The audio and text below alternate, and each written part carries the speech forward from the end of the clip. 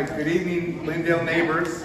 My name is John Matas. I'm your county commissioner for this area, but we live on Baker Street, 500 block, and I used to serve you on city council as well. So I'm excited to be the one to introduce our group and really kind of get the resurgence back of our neighborhood. You know, we've been active over the years, meeting pretty regularly, at least once a month or more often than that, having candidate forums. National Night Out, don't forget, is next week, Tuesday, October 4th, and it will be here at the Rec Center and in the park, and it's actually being hosted by a local company, and so we hope that you'll come out and join us, and also with meeting up with all of our neighbors, both new and those that have been here in the neighborhood for a while.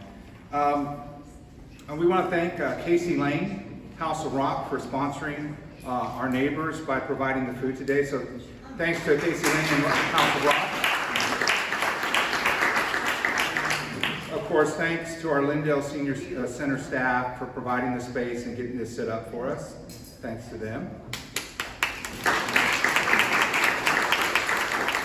And so for those of us that have been active over the years, and those that are new, we've been in existence as the Lindale Neighbors since about 2010.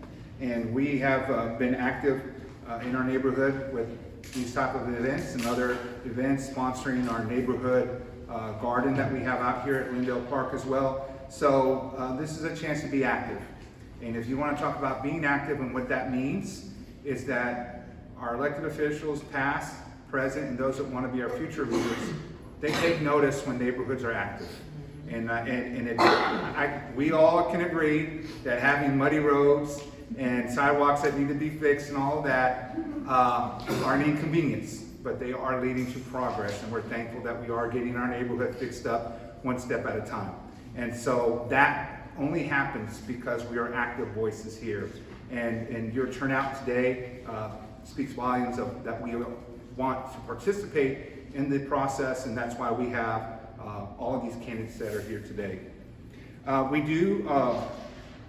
We sent out a survey, and we asked for topics to ask questions, so that's where we're basing our information on this evening.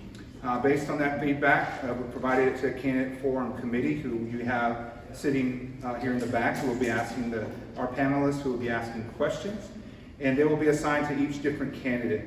And of course, we're starting with the mayoral race first, and the at-large candidates, and then finishing up with the District 2 candidates. And all three District 2 candidates are here, and of course, both of our mayoral candidates are here. And we want to thank all of our candidates. So a round of applause for all of our candidates. And a quick reminder, there will be a short break in between each setup of the next race, but try to stay close to your seats because we do want to be mindful of the time and get everyone processed through, because we know there's plenty of other events going on this evening. And of course, we'd like to introduce our panelists. We have on my right, Erica. We have Adam and Gina. Gina's my favorite. I want to say that. And they will be asking our questions this evening. And our panelists will be Heidi, of course, Heidi Hopda, who helps us organize everything. Thanks to Heidi as well. She will be keeping the time for our candidates. And so she'll be announcing how much time is given for each question or for the intro and opening and all that. We are recording this for prosperity for later on. We're going to get this edited up, and we're going to be able to make it shareable later on social media. And for those that were not able to make it, or those that want to review that before they go out and vote. So thank you all for being here, and we will turn it over to our panelists, and they'll start with the questions.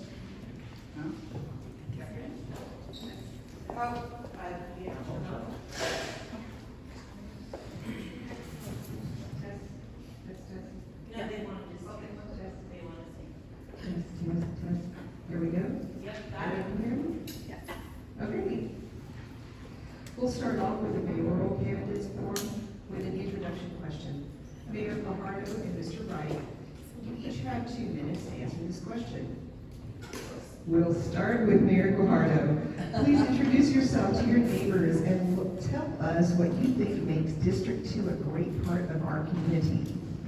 Okay, well, good afternoon, everyone. I am Mayor Paulette Lajardo, and it's a real honor to be here because government is about you. We were just having this conversation. So obviously, I've run because I knew there needed to be more change in this city. And I decided to say, I want to lead in that change. We have made progress. Today, I'm asking for your vote for re-election because I want to continue the progress. Your neighborhood is very special because it's Lindale. It's one of the older neighborhoods in Corpus Christi. That's good and bad, right? Because the first thing that comes to mind is, yes, and our streets are the oldest, and we need help. And we know that, which is why we now have rough proportionality across the city in terms of your fair share in getting your streets fixed. But Lindale is historic, and we know that. We know there are people that literally want to move to this area because it's an older neighborhood. They love the feel of that. But we don't want, and I'll go back to streets because it's extremely important, and we know, the council knows and has known that as a #1 priority, residential streets are critical and they're important. But I think that your neighborhood, and as someone, Mr. Chavadilla, I think it was, put it, I launched my career here in 2016, and when we were here doing this very thing as an at-large member. And even then we were talking about what makes Lindale special and why the people of Lindale are special and why streets, drainage, and parks, and just your quality of life, most especially public safety, is important to what we do every day for this particular part of town. That's it.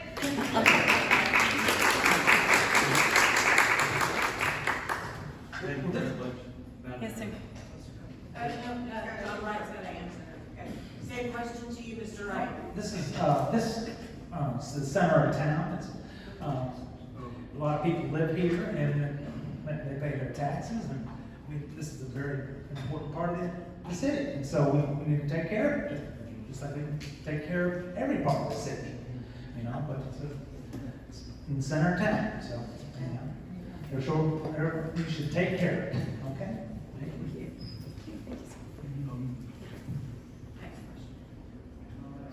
Okay, next question, and the next question goes to Mr. Wright. You will have 2 minutes to answer the following question.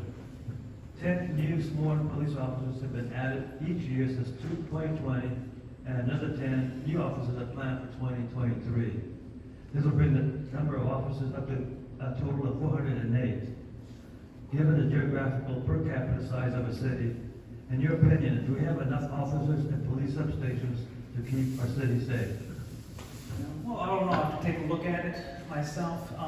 Personally, I don't know the answer to that question, okay? And so, but what I would like to do is to divert some money from the police department to create a city EMS service. I know a friend of mine who is running for mayor of a little small town I'm from, and he owns the EMS service in his town, and it costs $12,000 to take the EMS service from your house to the hospital. Now, it costs $20 to take an Uber, right? And so anyhow, I would like to, I feel the police provide an important service to the city, but also bankrupting citizens for health care is a problem as well. So anyway, I'd like to divert some money towards 2 EMS cars and 8 EMS workers, and keep the police, two police for that. So yeah, that's my answer. Thank you. Same question? No, we have a different question. Darn it. No, you can use your 3 minutes to answer that, but let me ask you your question first. Thank you, Mr. Wright. This is from you, Ms. Mayoral, Yes. or Mayoral, sorry. The 2023 budget adopted by the City Council is over $1 million. Approximately $122 million is devoted to servicing city debt. Is this proportion of the city's budget a reason for concern, and does your vision for the growth of our city include incurring more debt? Right, thank you. So this year we had an unprecedented budget. Our budget was $1.4 billion, is $1.4 billion. Last year, our budget was $1.2 billion, and the year before, it was right under $1 billion. So what's happening is we're spending your dollars more wisely, and I can tell you that, and I'll make a quick correction, and it has to do with budget. We're hiring 25 more police officers in this budget, which is unprecedented because we need them. We need to make sure that every person, every child, every grandparent, every parent feels safe waking up every day and going to bed every day. And they are our frontline defense, our police and our fire. So I'll just say that. Outside of that, our budget is, again, it's unprecedented. And we did more in approving this budget than we have ever done before in terms of parks and just quality of life. We, for the first time in decades, have fully staffed our fire department. Our fire department has not been fully staffed in decades, and that comes straight from Chief Rocha. So the budget is going to give back to you. We are putting your money to work for you in the best way possible. I've got some bond, that's a little different subject, but I do have some bond booklets that I'm going to pass out to you so that you can also get informed about our bond program this year, which is a $125 million bond, and that is also unprecedented. So, you know, when you look at the budget, it's very important that you see exactly where the dollars are going and what we're spending them on, because it is something that each and every one of you is going to benefit from. It's quality of life, and it's issues such as, you know, you've got your streets. We've never invested more in streets. In the last 3 years, there's been a $325 million investment in streets, and we are going to continue to refocus, I should say, on drainage. I know that's an issue here as well, across the city, but especially in the older parts of city. And that's just looking at a comprehensive look at what our drainage issues are across the city, including obviously the older parts such as Lindale. Oh. Thank you. Oh, I have to keep turning it down because it's kind of crazy. Hang on one second. All right, try now. Thank you. The next question goes to Mr. Wright. You will have 3 minutes to answer the following question. Studies show that public spaces like parks and recreation centers play a key role in the city's economic development, enhance a community's health and community of life, create safer neighborhoods, and contribute to community revitalization.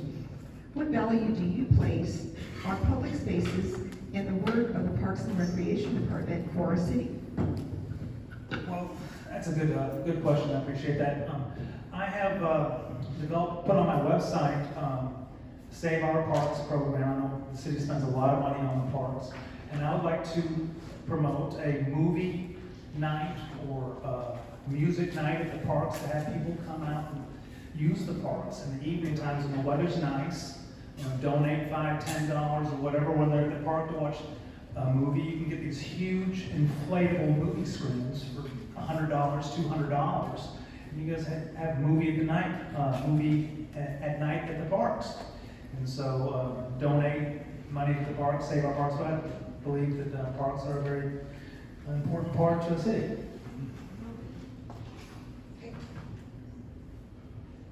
Thank you, Mr. Wright.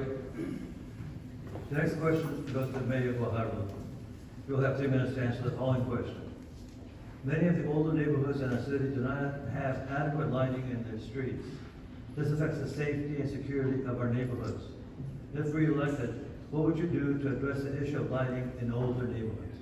Thank you for the question. So what we just did to address lighting is we invested $2.1 million in replacing over 15,000 lights around the city, citywide, which means what you see with LED lighting is what you're going to see around the neighborhoods, which makes a huge difference in, you know, the evening lighting that you receive. It's clearer and crisper, but the biggest thing about that, number one, it's a huge savings in the energy bill. Number two, it deters crimes. It deters crime, and I actually just had a conversation with Chief Markle about this, and he himself said, what a difference the lighting is making you know, even just as officers are doing their jobs in neighborhoods and having to get out of their vehicles to address whatever it is they're addressing, the lighting makes a huge difference.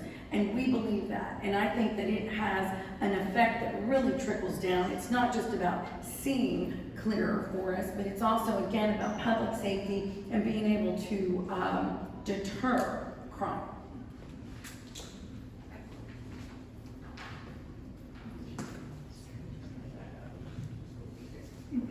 Thank you. Mr. Wright, this question is for you. And you will have 3 minutes to answer the question. A city council, city manager form of government combines political leadership of elected officials with the managerial experience of an appointed local government manager. What role do you believe the public plays in the city council, city manager form of government? And if elected, how will it affect your leadership as mayor? What role does the city public manager play? What role do you believe the public plays in the city council, city manager form of government? And how will it affect your leadership as mayor? I go door to door and talk to people at least 2 times a week. I try to get out there as much as I can and talk to people. And I believe, you know, the people who live in Corpus Christi, their opinions matter more than mine do. You know, because they know more about the city than I do. They know more about their problems than I know about their problems. And so I always tell them that I don't know everything. I don't claim to know everything. You know, you have a problem with, you know, code enforcement or something like that, let me know what your problems are, and I'll work with the manager and the council to try to solve them.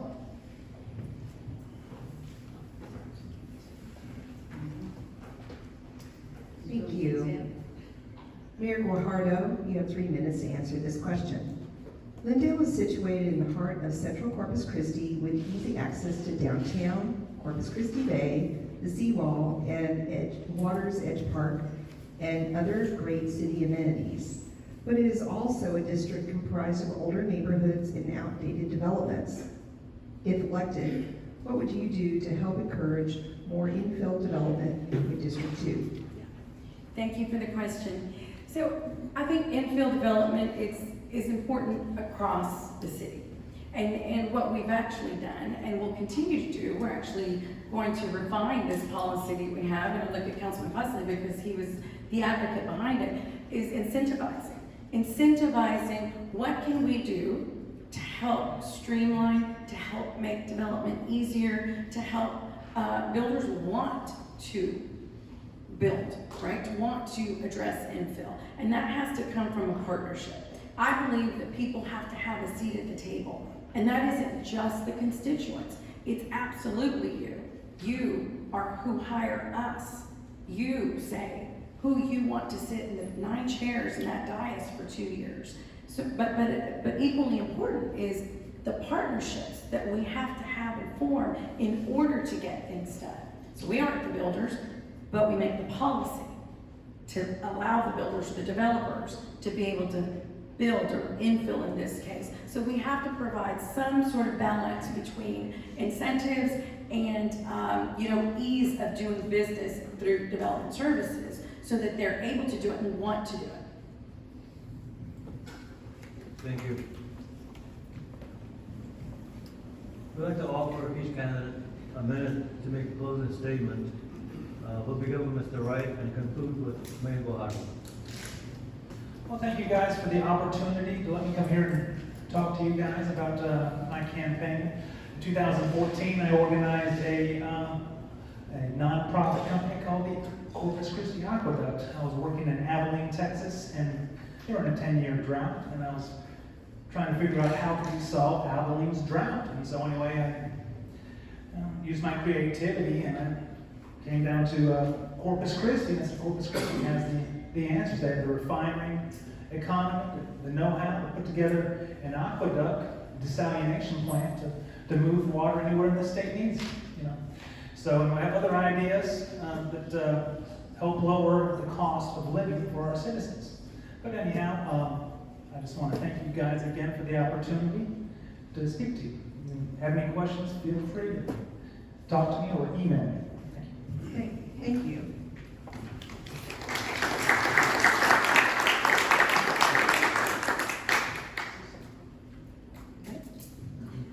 So what I would like to say to you, and I would respectfully ask for your vote for re-election as the mayor of Corpus Christi. I have, in my service to you as mayor, these last almost 2 years, I have kept my promise. I have been your full-time mayor every single day. And I intend, if you hire me back, to continue to do that.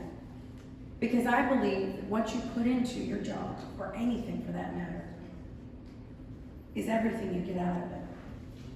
And so, investing $325 million in streets, an unprecedented amount in the last 3 years, is something that has never been done. That takes leadership, and it takes strong leadership. It takes strong leadership to oversee a $1.4 billion budget. You matter. The customer matters. We've just launched 311.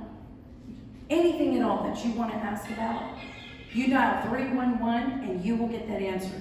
And this is all because government works for you. And I am ready to continue to work for you. And therefore, again, I respectfully have no time left. I ask for your vote, and I open my door. My office is always open to you. I'm very accessible to you. And any questions, of course, afterwards, I'm very happy to answer because 2 minutes is not very long to say everything again. So thank you.